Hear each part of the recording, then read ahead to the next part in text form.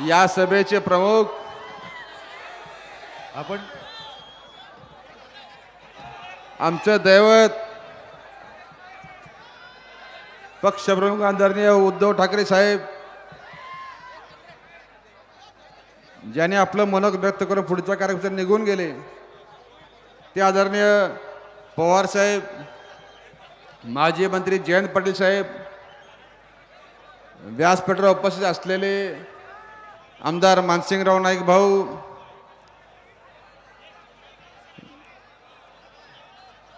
आमदार राजू बाबा आवळे, माजी आमदार डॉक्टर सुजित मिंचेकर, माजी आमदार उल्हास दादा, माजी आमदार राजू किसन आवळे साहेब, माजी आमदार अशोकराज जांभळे साहेब, आमचे नेते आदरणीय बाबासाहेब दादा,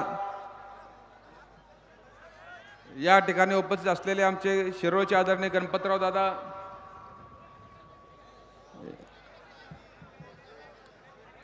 शेका पक्षाचे सन्मान्य आमचे भाई भारत पाटील, व्यासपीठावर उपस्थित सगळे या ठिकाणी सगळ्याच पक्षाचे सर्व सन्मान्य पदाधिकारी मोठ्या संख्येने जमल्या ठिकाणी आमच्या या सभेसाठी आलेले या मतदारसंघातले सगळे आमच्या तमाम युवा कार्यकर्ते, ज्येष्ठ कार्यकर्ते, शेतकरी बंधू, आमच्या महिला भगिनी, मित्रांनो, या ठिकाणी पहिल्यांदा तुम्हाला सगळ्यांचे आभार मानतो की आपण या सभेला इतक्या मोठ्या संख्येने उपस्थिती दाखवली।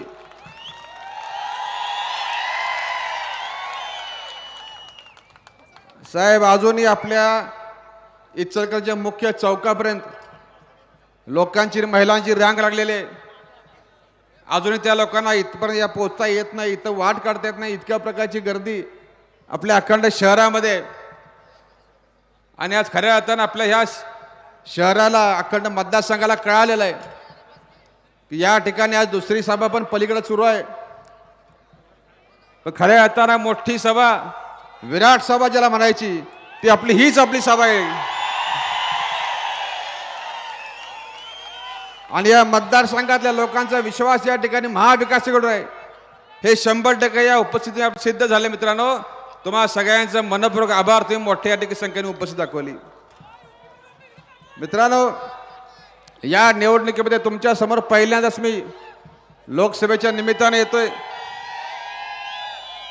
गेले 15 दिवस तुमच्या संपर्कात आहे, आपले दौरे होत आहेत। माझ्या खांद्याला खांदा लावून काँग्रेस पक्षाचे, पवार साहेब गटांच्या, राष्ट्रवादी पक्षाचे, शिवसेनेचे, कम्युनिस्ट पक्ष असेल, इतर संघटना असतील, शेका पक्ष असेल, या सगळ्या पक्षांच्या इतर संघटनांचे कार्यकर्ते अतिशय चांगल्या प्रकारे या ठिकाणी खांद्याला खांदा लावून काम करतायत।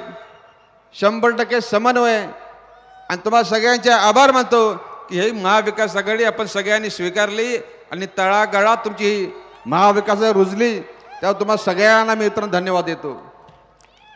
तुम्हाला एवढं आश्वासन देतो की जरी तुमच्या मतदारसंघात या ठिकाणी लोकसभेला मी नवीन असलो तर मी सुद्धा या ठिकाणी कुठेतरी 10 वर्ष माझ्या विधानसभा क्षेत्राचा या ठिकाणी विकास केलेला आहे, आमदार म्हणून काम केले।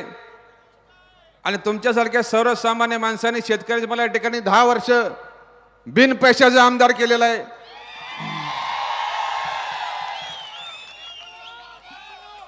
तुम्हाला इथून मागे कशा प्रकारचे अनुभव आले, गेल्या 15 वर्षामध्ये कुठं खासदारांचं अस्तित्व जाणवलं नाही, याविषयी मी काय फारसं बोलत नाही, पण तुम्हाला आवर्जून सांगेन, या मतदारसंघामध्ये जे चांगले खासदार होऊन गेले, आदरणीय दत्ताजीराव कदम साहेब असतील, आदरणीय बाळासाहेब माने साहेब असतील, या लोकांच्या ठिकाणी लोकांना आदर्श मानून यांच्या पावला पाऊल ठेवून या ठिकाणी आपण जनतेची विकास कामं करू।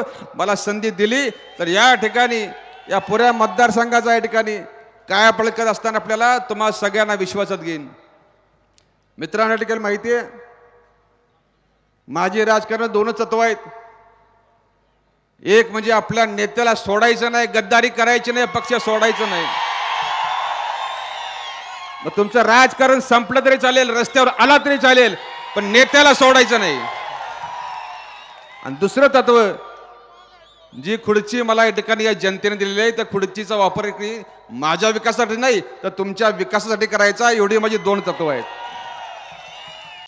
मित्रांनो, काही काळजी करू नका, ह्या सगळ्या मंडळींच्या कुठे प्रतिमेला अजिबात गालबोट लागणार नाही, तुमच्या संपर्कात चांगल्या पद्धतीने राहीन. काही लोकांनी टीका केली, इथून उठायचं आणि सरळला कधी जायचं, काही काळजी करू नका. आपले 6 विधानसभा क्षेत्र आहेत, प्रत्येक तालुक्याच्या ठिकाणी आपलं ऑफिस होईल. मला तुम्ही भेटायला यायची गरज नाही, मी तुमच्या भेटायला येत जाईल. आणि त्यामुळे एवढं लक्षात ठेव, ज्या लोकांनी ह्या मतदारसंघाचं एकदा प्रतिनिधित्व केलं, त्या ती मंडळी ह्या भागातली होती, पण त्यांना मतदान करताना आम्ही त्या ठिकाणी शाहूवाडी पडळकरांनी कधी असा विचार केला नाही की तुम्ही लांबचा आहे. मित्रांनो, काही काळजी करू नका. आज तुमच्या शहरामध्ये फिरतोय, मतदारसंघात फिरतोय. इथं मगाशी आपल्याला पाटील साहेबांनी सांगितलं, तुमच्या इचलकरंजीचा पाणी प्रश्न असेल, हा वस्त्रोद्योगाचा प्रश्न असेल, जी काही या ठिकाणी सरकारनं फसवी वीज सवलत दिली तो विषय असेल, जे काही ठिकाणी आपल्या सूत व्यापाऱ्यांच्या अडचणी असतील, ज्या काही आपल्या बाकीच्या कामगारांच्या समस्या असतील, आज योगायोगाने आज या ठिकाणी आपला महाराष्ट्र दिन आहे, आज कामगार दिन पण आज या ठिकाणी आहे. त्या 100% ह्या इचलकरंजी शहरातल्या पाण्याचे बाकीचे सगळे प्रश्न हे चांगल्या प्रकारे सगळ्यांना विश्वासात घेऊन कोणावर अन्याय न करता हे 100% सोडवले जातील. आपण काही काळजी करू नका. मित्रांनो, आपल्या गेल्या 10 वर्षामध्ये या संबंध आपल्या महाराष्ट्राची अवस्था काय झाली, आज यांच्याकडे सत्ता आहे त्यांच्या माध्यमातून शेतकऱ्याचं काय भलं झालं. या शहरातला वस्त्रोद्योग, आपल्या 2-3 जिल्ह्याचा आर्थिक कणा, या वस्त्रनगरीला सरकारकडनं काय मिळालं, हे आमच्या माता भगिनींना काय मिळालं, युवकांना काय मिळालं, कामगारांना काय मिळालं. मित्रांनो, या ठिकाणी आपले सगळे घटक आहेत पूर्णपणे या सरकारनं या 10 वर्षाच्या कामगारात अजिबात समाधानी नाहीत की आपल्या सगळ्या घटकांचा ह्या सरकारने 100% त्यांना फसवायचं काम केले आणि सरकारचा खरा चेहरा आज अखेर उघड झालेला आहे. मित्रांनो, आज शेतकऱ्याला या ठिकाणी सांगा, मला MSPचा कायदा व्हावा, किमान आधारभूत किमतीचा कायदा व्हावा, यासाठी गेली 10 वर्ष शेतकरी त्या ठिकाणी उत्तरेमधलं आंदोलन करतोय.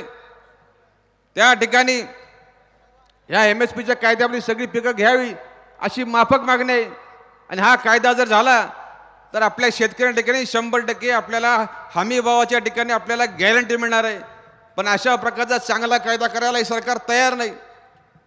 उलट हे मागण्या मान्य करायचं सोडून या सरकारने या ठिकाणी जे आंदोलन शेतकरी करतायत ते आंदोलन चिरडण्याचं काम केलं, त्याच्यावर लाठी हल्ला केला. यामध्ये काही आंदोलकांचा या ठिकाणी शेतकऱ्यांचा प्राण सुद्धा गेला. लक्षात ठेवा, हे सरकार शेतकरी विरोधी आहे. खताच्या किमती वाढवल्या, औषधाच्या किमती वाढवल्या, सगळी प्रकारची अनुदान शेतकऱ्याची बंद करून टाकली, कर्जमाफीला आमच्या नकार दिला. असं असताना ठिकाणी इकडे आम्हाला कर्जमाफी नाही म्हणून सांगायची आणि दुसरीकडे मात्र खाजगी उद्योगपतींची लाखो कोटीची कर्जमाफी या सरकारने केलेली आहे. मला सांगा, ह्या कर्जमाफीचा आपल्याला काय फायदा? आज खताचं अनुदानची सबसिडी मिळते, ती मिळते खाजगी कंपन्यांना. आज त्या कंपनीच्या तुंबड्या भरल्या पण खाली मात्र शेतकऱ्याचा किस्सा मोकळा होतोय, रिकाम होतोय. याचं काय? खऱ्या अर्थानं आपल्या शेतकऱ्याचा शत्रू जर असेल तर हे केंद्र सरकारने त्यांची धोरणं आहेत. मित्रांनो, या लोकांना आपली शेती उद्योग आपला उद्ध्वस्त करायचा आहे. लक्षात ठेवा, आपण ह्या लोकांना खऱ्या अर्थानं जर शेतकऱ्याला सोडण्याचे दिवस आणायचे असतील तर हे सरकार आपण ह्या केपेला बदललंच पाहिजे. आपला कुठं पर्याय उडत नाही. मित्रांनो, आमच्या जाहीरनाम्यात उल्लेख केलेला आहे महाविकास आघाडीच्या. MSPला या ठिकाणी आम्ही सगळ्या पिकांना MSPच्या कायद्याखाली आणू असं या ठिकाणचं वचन आहे. मित्रांनो, लक्षात ठेवा, या सरकारच्या माध्यमातून फक्त शेतकरीच नाही, आज तुमच्या शहरातला या शहरातला वस्त्रोद्योग असेल, छोटा यंत्रमाग धारक असेल, हा सुद्धा त्रस्त आहे. सगळ्या प्रकारची अनुदान वस्त्रोद्योगाची तुमची टफची योजना असेल, आज ती बंद करून टाकलेली आहे. आज नवीन उद्योग टाकायचं म्हटलं, यंत्रमाग टाकायचे म्हटले तर त्या ठिकाणी आपल्याला भांडवल मिळत नाही, आपल्याला ते परवडत नाही. या ठिकाणी आपली या मागच्या सरकारनं इलेक्शन लागण्याच्या पूर्वी जी फसवी वीज सवलत जाहीर केली 27 HP वरती आणि त्याच्या खालची, या ठिकाणी त्या GRला मित्रांनो काही अर्थ राहत नाही. त्या GRच्या माध्यमातून एकाही यंत्रमाग धारकाला ती वीज सवलत मिळालेली नाही. अशा प्रकारचे फसवे उद्योग सरकार करते, इलेक्शनच्या तोंडावर या ठिकाणी काहीतरी जुमले करते आणि त्या माध्यमातून आज पूर्णपणे आपल्या ह्या इचलकरंजी शहरामधले हा आपला वस्त्रोद्योग 100% अडचण दिलाय. लक्षात ठेवा, जर आपला वस्त्रोद्योग वाचला, यंत्रमाग वाचला, तर जर आपला शहर आणि अखंड 2-3 जिल्हे वाचतील. हा जर उद्योग कोलमडला, जर डबघाईला आला, तर या ठिकाणी हजारो नाही लाखो लोक या ठिकाणी पूर्णपणे आज त्यांच्या हाताला काम मिळणार नाही. आज लोकांची या ठिकाणी पोटं चालतात त्याच्यावरती. काही आपले संसार थाटलेले आहेत. बेरोजगार इतक्या प्रचंड प्रमाणात वाढेल.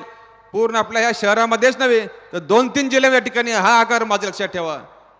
त्यामुळे वस्तूच्या माध्यमातून गेल्या 15 वर्षामध्ये सांगावं, यातल्या कुठल्या खासदार मंडळींनी कुठं प्रश्न मांडले? जे स्वतःला इथलं जवळचं म्हणतात, आम्ही जवळच आहे म्हणतात, त्यांनी या वस्त्रनगरीमधल्या या प्रश्नामध्ये लक्ष घातलं का? बैठका घेतल्या का? तर बैठका घेतल्या असत्या तर अशा ठिकाणी बोर्ड लोकांनी उभे केले नसते. आज या बोर्डांच्या माध्यमातून सगळं लक्षात येते आपल्याला. मित्रांनो, लक्षात ठेवा, ज्या लोकांना कामच करायचं नाही त्यांनी संधी मागायचं कारण तरी काय? झाले 10 वर्ष झाली, एकाची 5 वर्ष झाली. एकाला तर आमच्या उद्धव साहेबांनी 21 दिवसामध्ये खासदार केलं. 21 दिवसामध्ये. तुम्ही सगळे त्यामध्ये, आम्ही त्यामध्ये आहोत. एका रुपयाची अपेक्षा न करता, कसलाही स्वार्थ नव्हता, या तरुण पोरांनी, या महिलांनी त्या उमेदवारासाठी जीवाचं रान केलं. पण या ठिकाणी बघितलं, गेल्या 5 वर्षामध्ये तुमच्या बदलात काय पडलं, आमच्या बदलात काय पडलं, हा जरा विचार केला पाहिजे. अरे राहू दे, कामं करायचं राहू दे, किमान आमच्या पक्षात राहिला असता, आमच्या नेत्या संघ राहिला असता, तरी आम्ही समाधान मांडलं असतं.